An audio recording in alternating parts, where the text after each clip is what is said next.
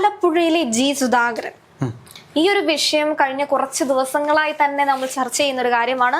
ഇദ്ദേഹത്തിന്റെ പാർട്ടിയുമായിട്ടുള്ള വിമിതപരമായിട്ടുള്ള നീക്കങ്ങൾ അല്ലെങ്കിൽ പാർട്ടി വിട്ടുപോകുന്ന അവസ്ഥ, ഇതുമായി ബന്ധപ്പെട്ട് ഒരുപാട് സഖാക്കൾ ഇദ്ദേഹത്തിനെ വിമർശിച്ച് രംഗത്തെത്തുന്നുണ്ടായിരുന്നു. എം മണി വിമർശിച്ചു, ശ്രീ പിണറായി വിജയൻ വന്നിട്ടുണ്ടായിരുന്നു, ഗോവിന്ദൻ മാസ്റ്റർ വന്നിട്ടുണ്ടായിരുന്നു, AK ബാലൻ ഉണ്ടായിരുന്നു. അങ്ങനെ ഒരുപാട് ആൾക്കാർ, തോമസ് ഐസക്, സജി ചെറിയാൻ, നമുക്കങ്ങനെ എണ്ണി വെക്കാൻ പറ്റാത്ത അത്രയും നേതാക്കൾ വന്നിട്ടുണ്ടായിരുന്നു. അവസാനം വിജയരാഘവന്റെ ഒരു പ്രസ്താവനയും വന്നിട്ടുണ്ടായിരുന്നു. അപ്പോൾ അത്യാവശ്യം എല്ലാത്തിനും ജി സുധാകരൻ മറുപടി കൊടുക്കുന്നുണ്ടായിരുന്നു. ഇപ്പോ GS പുതിയതായി കൊടുത്ത ഒരു മറുപടി എന്ന് പറയുന്നത് വിജയരാഘവന്റെ വായടപ്പിക്കുന്ന രീതിയിലുള്ളതാണ്. വിജയരാഘവനല്ല താൻ, പകരം പരാജയരാഘവനാണ്. കൃത്യമായി പറഞ്ഞിട്ടുണ്ട്, താൻ എവിടെ പോയി വായ തുറന്നാലും അവിടെ തോക്കുന്നതാണ് പാർട്ടിയുടെ അവസ്ഥ. അതേപോലെയല്ല ഞാൻ. ഇപ്പോ GS പറഞ്ഞിരിക്കുകയാണ്, നമ്മൾ പ്രവചിച്ചതിനെക്കാട്ടിലപ്പുറം 40,000 വോട്ടിന്റെ ഭൂരിപക്ഷത്തിൽ താൻ അമ്പലപ്പുഴയിൽ ജയിക്കും. അതിന്റെ വോട്ട് എങ്ങനെയാണ് വരുന്നതെന്നുള്ളതിന്റെ കൃത്യമായ രേഖ കൂടി GS പറഞ്ഞിട്ടുണ്ട്. അതോടൊപ്പം തന്നെ പാർട്ടിയെ സംഘർഷത്തിലാക്കുന്ന അല്ലെങ്കിൽ ആലപ്പുഴയിലെ വോട്ട് സ്പ്ലിറ്റ് ചെയ്യാൻ പറ്റുന്ന രീതിയിൽ ബോംബുകൾ പൊട്ടിക്കുകയാണ് GS ചെയ്യുന്നത്. ഇത് ചോദിച്ചു വാങ്ങിയത് തന്നെയല്ലേ? തീർച്ചയായിട്ടും അദ്ദേഹം ജി സുധാകരൻ എന്ന് പറയുന്ന നേതാവിനെ ഈ പാർട്ടി പിടിക്കുന്നതിന് വേണ്ടി ഉപയോഗിച്ചത് പിണറായി വിജയനാണ്. ജി സുധാകരൻ ശരിക്കും പറഞ്ഞാൽ KR ഗൗരി എന്ന അവരുടെ തന്നെ നേതാവിന്റെ ഒരു ശിഷ്യഗണത്തിലൊക്കെ പെട്ടത്. ഈ ആലപ്പുഴയിലെ കമ്മ്യൂണിസ്റ്റുകാരിൽ എന്നും ആദ്യം പറയുന്നത്, ഇപ്പൊ P കൃഷ്ണപിള്ളയാണ് ആലപ്പുഴക്കാരനായിട്ടുള്ള കമ്മ്യൂണിസ്റ്റ് പാർട്ടിയുടെ സ്ഥാപക നേതാക്കളിൽ ഒരാൾ. അവിടെ നിന്ന് ഇങ്ങോട്ട് വരുമ്പോൾ പിന്നീട് ഇങ്ങനെ പറയുന്നത് ഗൗരിയമ്മയെ പറയുന്നുണ്ട്. ഗൗരിയമ്മയുടെ കണ്ടെത്തലൊക്കെയാണ് ഈ ജി സുധാകരൻ അടങ്ങുന്ന ആൾക്കാരൊക്കെ. അപ്പോൾ കാർക്കശ്യ സ്വഭാവം ഗൗരിയമ്മയ്ക്ക് ഉണ്ടായിരുന്നു. അപ്പോൾ കമ്മ്യൂണിസ്റ്റ് പാർട്ടി എന്ന് പറയുന്ന പാർട്ടിയെ ഇപ്പൊ ഇന്നലെ ബാലന്റെ ഒരു ന്യായീകരണമൊക്കെ വന്നിരുന്നു. SFIയെ വളർത്തിയത് ആയിരിക്കാം, അങ്ങനെ ആയിരിക്കാം, ഇങ്ങനെ ആയിരിക്കാം എന്നൊക്കെ AK ബാലൻ പറയുന്നുണ്ട്. എന്തായാലും പാർട്ടി പിടിക്കാൻ പിണറായി വിജയൻ ഉപയോഗിച്ച നേതാവാണ് ഈ ജി സുധാകരൻ എന്ന് പറയുന്ന നേതാവ്. ജി സുധാകരൻ എന്ന നേതാവ് അദ്ദേഹം പാർട്ടി പിടിക്കുന്നതിൽ മാത്രമല്ല, അദ്ദേഹത്തിന് മന്ത്രിപ്പണി ഏൽപ്പിച്ചെങ്കിൽ മന്ത്രിപ്പണിയും കൃത്യമായി ചെയ്തതാണ്.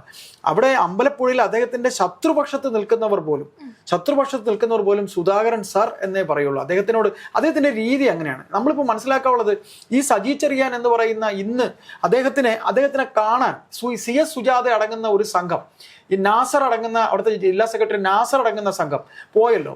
അവിടെ അദ്ദേഹത്തെ കാണാൻ ഈ സജി ചെറിയാൻ എന്തുകൊണ്ട് പോയില്ല? അദ്ദേഹം പാർട്ടിയിൽ നിന്ന് പുറത്തായി. അദ്ദേഹത്തിനെ പുറത്താക്കിയതല്ല, ഒരു സാധാരണ പ്രവർത്തകൻ അദ്ദേഹത്തിന്റെ അംഗത്വം പുതുക്കാതെ വരുമ്പോൾ, അതായത് പാർട്ടി അംഗത്വം വർഷാവർഷം പാർട്ടി അംഗത്വം പുതുക്കും. അവർക്ക് ലെവി എന്ന് പറയുന്ന പാർട്ടിക്ക് അങ്ങോട്ട് കാശ് അടയ്ക്കുന്നതാണ്. CPM എന്ന് പറയുന്ന പാർട്ടിയുടെ അംഗത്വം പുതുക്കുന്നതിനോടൊപ്പം പാർട്ടിക്ക് അങ്ങോട്ടാണ് കാശ് അടയ്ക്കുന്നത്. പാർട്ടിയുടെ കാര്യങ്ങൾക്ക് വേണ്ടിയിട്ട് ഒരു വർഷത്തേക്ക് പാർട്ടി അംഗം കൊടുക്കുന്ന ഒരു കാശാണ്. അദ്ദേഹം പാർട്ടി അംഗത്വം പോലും പുതുക്കാൻ പറ്റാത്ത രീതിയിൽ അദ്ദേഹത്തിന് ഒതുക്കി മൂലക്കിരുത്തിയിൽ പങ്കുണ്ട്. ഈ സജി ചെറിയാന്, നാസറിനെ, പിന്നെ രണ്ടാമത് ഇപ്പൊ അവിടെ മത്സരിക്കുന്ന ഈ LDFന്റെ സ്ഥാനാർത്ഥിക്ക്. അപ്പൊ ഇങ്ങനെ ഇവരെല്ലാവരും കൂടെ കടുത്ത മാനസിക പീഡനം. അതായത് ഈ പാർട്ടിയെ സംബന്ധിച്ച് സുധാകരനെ ഉൾക്കൊള്ളാൻ ഒരു ഓപ്പൺ മൈൻഡ് ഇവർക്കില്ല. സുധാകരൻ ചില സത്യം വിളിച്ചു പറഞ്ഞു. അതായത് ആ മണ്ഡലം പിടിച്ചെടുക്കുന്നതിന് വേണ്ടി ആരെ വേണവും പാർട്ടിയിൽ ചേർക്കുന്ന രീതിയിലേക്കാണ് പോയത്. അതായത് മത തീവ്രവാദ സംഘടനകളിൽ ഉള്ളവരെ ഒക്കെയാണ് ഈ പാർട്ടിക്കകത്തേക്ക് കൊണ്ടുവന്നിരിക്കുന്നത്. അതാണ് അദ്ദേഹം എതിർത്തത്. ഇന്നിപ്പോൾ ആലുവയിൽ മത്സരിക്കുന്ന ഒരു പ്രമുഖ വ്യക്തിയുണ്ട്, LDFന്റെ ഒരു നേതാവുണ്ട്, ആരിഫ്. ഈ ആരിഫ് അവിടെ മത്സരിച്ച കഥയൊക്കെ അറിയാമല്ലോ. ആരിഫ് എന്നിട്ട് കഴിഞ്ഞ തവണ അവിടെ KC വേണു 3-ാം സ്ഥാനമാണ് പോയത്. 3-ാം സ്ഥാനം അല്ലേ? അല്ല, അതിലും വലിയ നാണക്കേട് ഇനി ആരിഫിന് വരാനില്ല. കാരണം സ്വന്തം തട്ടകത്തിൽ സിറ്റിംഗ് ആയിരുന്നല്ലോ. വിമർശിക്കാൻ പാടില്ല. സുധാകരൻ ചെയ്തൊരു തെറ്റ്, ഈ പാർട്ടിക്കുണ്ടായ ഒരു മൂല്യച്യുതി, അപജയം ഗൗരിയമ്മയ്ക്കും പറ്റിയത് അതാണ്. ഗൗരിയമ്മയെയും ഈ പാർട്ടിയിൽ, പ്രത്യേകിച്ച് ആലപ്പുഴയിൽ കണ്ണൂരത്തെ സഖാക്കള് ഇത് ഇങ്ങനെ പറയാ കോർണർ ചെയ്ത്, അതായത് നമ്മളിപ്പോൾ എന്തെങ്കിലും തരത്തിൽ തിരിച്ചു പറഞ്ഞു കഴിഞ്ഞാൽ അവനെ മാനസികമായി തളർത്തുക. ഇപ്പൊ ആഞ്ചലോസ് എന്ന് പറഞ്ഞൊരു നേതാവ് ഉണ്ടായിരുന്നു, നിങ്ങൾ കേട്ടിട്ടുണ്ടാവും, TJ ആഞ്ചലോസ്. അത് ഈ പറയുന്ന പാർട്ടി കണ്ടെത്തിയ ഒരു നേതാവാണ്. അതായത് ഒരു മത്സ്യത്തൊഴിലാളി കുടുംബത്തിൽ നിന്ന് അദ്ദേഹത്തിനെ മത്സരിപ്പിച്ച് അദ്ദേഹം MLA ആയി, പിന്നീട് അദ്ദേഹത്തെ MP ആക്കി, പിന്നീട് അദ്ദേഹത്തിന് എന്താ അവർ ചെയ്തത്? അത് ഈ സുധാകരൻ തന്നെ പറഞ്ഞിട്ടുണ്ട്. ഈ പാർട്ടി അന്ന് ഏത് തരത്തിലാണ് ആഞ്ചലോസിനോട് പെരുമാറിയത്, അതിൽ കൂടെ എനിക്ക് ഭാഗമാക്കാവേണ്ടി വന്നു, എന്നോട് ക്ഷമിക്കണം ആഞ്ചലോസ് എന്ന് ഒരു വേദിയിൽ. ഇപ്പൊ അദ്ദേഹം ഇപ്പൊ CPIയിലാണുള്ളത്. അപ്പൊ ഇവിടെ ഈ പറയുന്ന രീതിയിൽ ഇവരെ ആകെ ഭയപ്പെടുന്നുണ്ട്. CPM ഭയപ്പെടുന്നുണ്ട്. തോറ്റാൽ ഇപ്പൊ കണക്കുകൾ പറയണമെങ്കിൽ ജി സുധാകരൻ ചുമ്മാ പറയില്ല. ആലപ്പുഴയുടെ മുക്കും മൂലയും, പ്രത്യേകിച്ച് അറിയാം, അമ്പലപ്പുഴയിൽ അവിടുത്തെ ഒരു സ്പന്ദനം അദ്ദേഹത്തിന് അറിയാം. ഇതിപ്പോ നിങ്ങൾ നോക്കിക്കോളൂ, ഈ പറയുന്ന ചിത്തരഞ്ജൻ തോക്കും, ആലപ്പുഴയിൽ ആരെല്ലാം മത്സരിക്കുന്നു? കായംകുളത്ത് മത്സരിക്കുന്ന പ്രതിഭാഹരി, പ്രതിഭാഹരി തോക്കും. എന്തിനാ? അമ്പലപ്പുഴയിൽ പാർട്ടിയുടെ ചിഹ്നത്തിൽ മത്സരിക്കുന്ന എച്ച് സലാമൊക്കെ തോൽവി ഭയപ്പോ അവരെ നിർത്തിയിട്ട് അവരുടെ പത്രിക സമർപ്പിച്ചാൽ എല്ലാ പൊട്ടത്തരവും പൊളിഞ്ഞു. ആ പത്രിക പിൻവലിക്കേണ്ടി വന്നു. അപ്പോ ആലപ്പുഴയിലെ പാർട്ടിയിലെ എത്രയോ നേതാക്കളെ ഇത്തരത്തിൽ മാനസികമായി പീഡിപ്പിച്ചിരുന്നു. അതിന്റെ ഒരു അവസാനം കെട്ടുപൊട്ടിച്ചാണ് സുധാകരൻ ഇങ്ങനെ പറയേണ്ടി വന്നത്. സുധാകരനെ ഇപ്പൊ കോർണർ ചെയ്ത് എം മണിയും ഈ കണ്ട നേതാക്കളും ഒക്കെ പറയുകയാണ്. അപ്പോൾ ഇതിന് അവർക്ക് ഇങ്ങനെയൊക്കെ പറഞ്ഞാലേ അവർക്കൊരു ജനങ്ങളുടെ മുന്നിൽ പറയണ്ടേ, എന്തെങ്കിലുമൊക്കെ പറഞ്ഞു നിൽക്കണ്ടേ? ഒരൊറ്റ സംശയം, എന്തുകൊണ്ട് മുഖ്യമന്ത്രി ഇദ്ദേഹത്തിനെ ഒന്ന് കാണാനൊന്നും ശ്രമിക്കാത്തത്? ഒന്ന് കാണാൻ, അല്ലെങ്കിൽ ഒരു ഫോൺ ചെയ്തെന്ന് പറയുന്നു. അദ്ദേഹം പറയുന്നത് CM എന്ന് പറഞ്ഞാണ് ഞാൻ ഇട്ടിരുന്നത്. ആ വന്ന ഫോൺ കോൾ എനിക്കറിയില്ല അദ്ദേഹം വിളിച്ചോ ഇല്ല എന്നുള്ളത്. എന്തായാലും ഇനി എന്തൊക്കെ കള്ളം പറഞ്ഞാലും ഈ കളങ്കം എന്ന് പറയുന്നത്, ഇതിപ്പോ അദ്ദേഹത്തിന് നേരെ അവർ ഈ പറയുന്ന ആക്രമണങ്ങളൊക്കെ അഴിച്ചുവിട്ടിരിക്കുന്നത് ഇനി അങ്ങോട്ട് ഈ വരുന്ന തെരഞ്ഞെടുപ്പിൽ തീർച്ചയായിട്ടും ഈ പറയുന്ന കണക്കുകൾ നിരത്തി അദ്ദേഹം പറയുകയാണെങ്കിൽ തീർച്ചയായും. അതോടൊപ്പം തന്നെ പാർട്ടി ചിഹ്നത്തിൽ മറ്റൊരു കാര്യം കൂടെ പറയുന്നുണ്ട്. രാഷ്ട്രീയ കൊലപാതകങ്ങളെ പറ്റി സംസാരിക്കുന്നുണ്ട്. രാഷ്ട്രീയ രക്തസാക്ഷിത്വത്തിനപ്പുറത്തേക്കും ഇതെന്റെ പ്രതികാരമാണ് എന്നുള്ളത് തുറന്നു പറയുകയാണ് GS. കാരണം തന്നോട് ചെയ്തതിനുള്ള പ്രതികാരം താൻ വീട്ടുകയാണ്.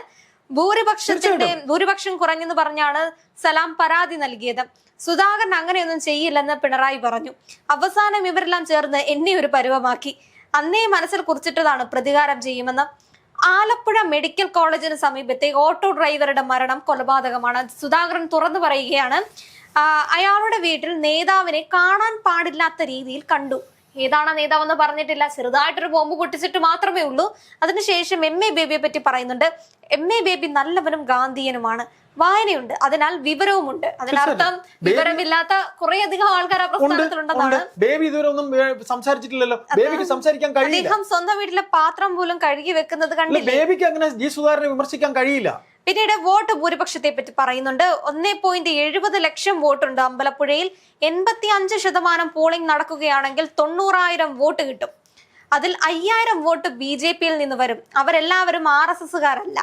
പ്രത്യേകം ശ്രദ്ധിക്കണം. ഈ 5,000 വോട്ട് കിട്ടുമെന്ന് പറഞ്ഞു കഴിഞ്ഞാൽ ഒരു ചിന്താഗതിയുണ്ട്, RSS-കാരുടെ വോട്ടാണ് BJP-യിലേക്ക് പോകുന്നത്. അതെല്ലാം BJP RSS-കാരുടെ അല്ല. 15,000 വോട്ട് ഇടതുപക്ഷത്ത് നിന്ന് വരും. നിഷ്പക്ഷതയുള്ള ആളുകൾ ആരും ഇടതുപക്ഷത്തിന് വോട്ട് ചെയ്യില്ല.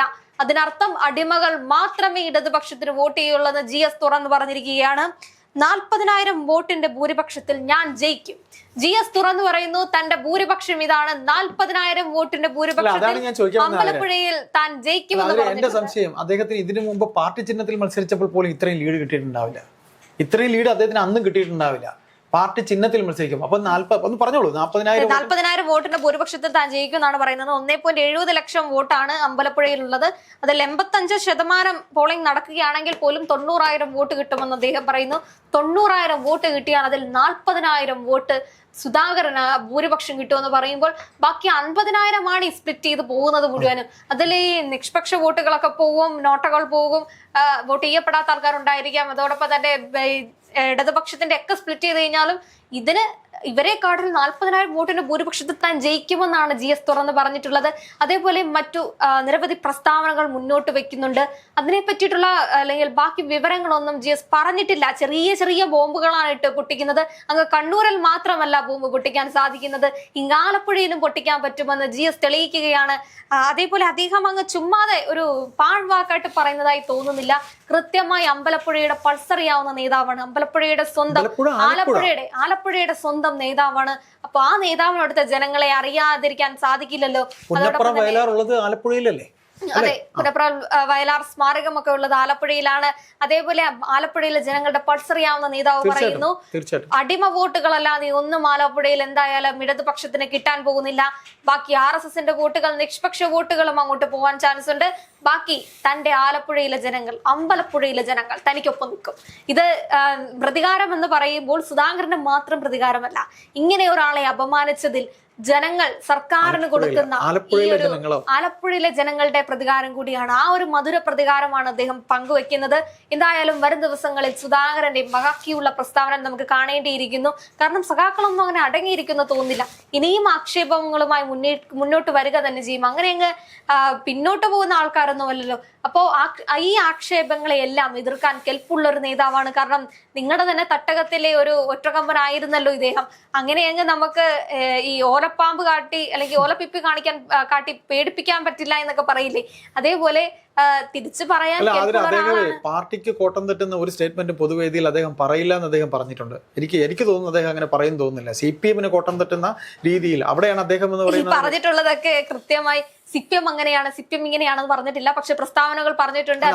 അദ്ദേഹം പറയും, പക്ഷെ അത് ഈ പറയുന്ന രീതിയിൽ അത് എന്നെയാണ് പറഞ്ഞതെന്ന് പറയുമ്പോൾ പറയുന്നവർക്ക് കറക്റ്റ് ആയിട്ട് മനസ്സിലാവും അത് ആരെയാണ്. നമുക്ക് കാത്തിരിക്കാം. ഇനിയും ദിവസങ്ങൾ, ഒരു 10-15 ദിവസം തന്നെ ഇനിയും ഉണ്ടല്ലോ, നമുക്ക് നോക്കാം.